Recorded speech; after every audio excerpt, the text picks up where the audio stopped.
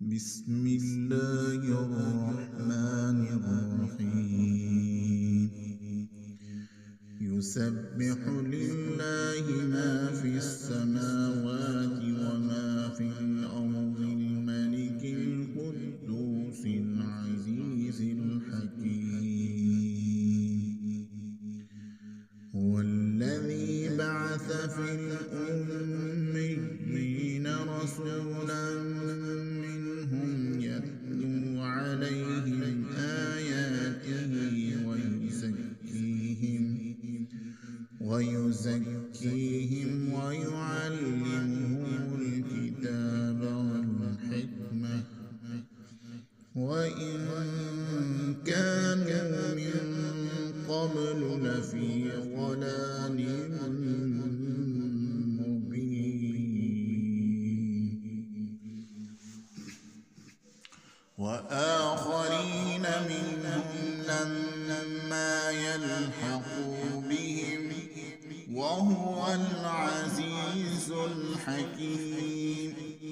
ذلك فضل الله يؤتيه من يشاء والله ذو الفضل العظيم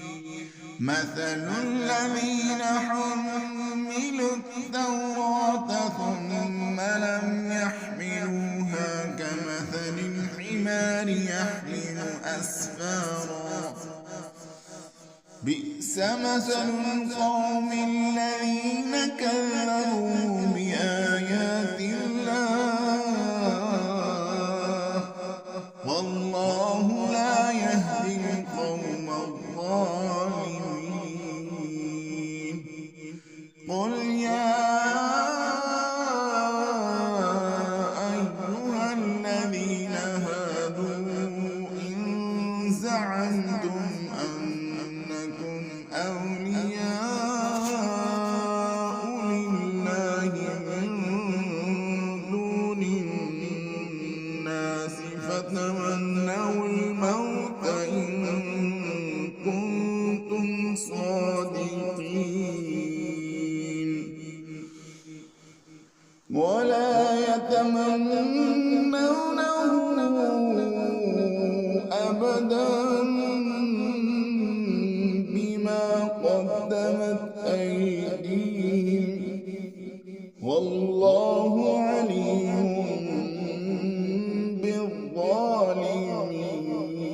بالظالمين قل إن الموت الذي تفرون منه فإنه ملاقيكم ثم تردون إلى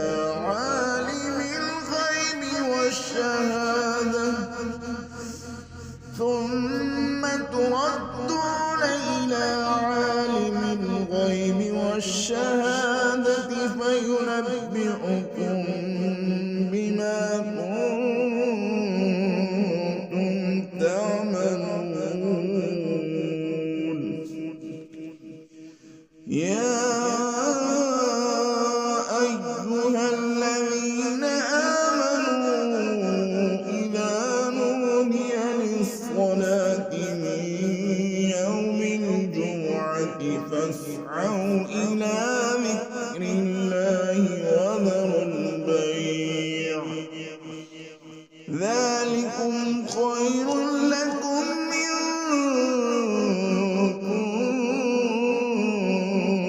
كنتم تعلمون فإذا قضيت الصلاة فانتشروا في الأرض وابتغوا من فضل الله واذكروا الله كثيرا لعلكم تفلحون وإذا رأوا تجارة أو لهوا انفضوا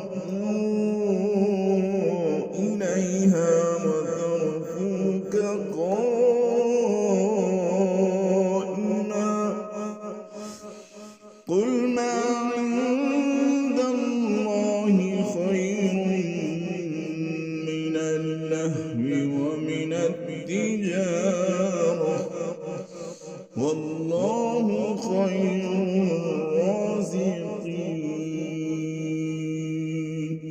صدق الله العظيم.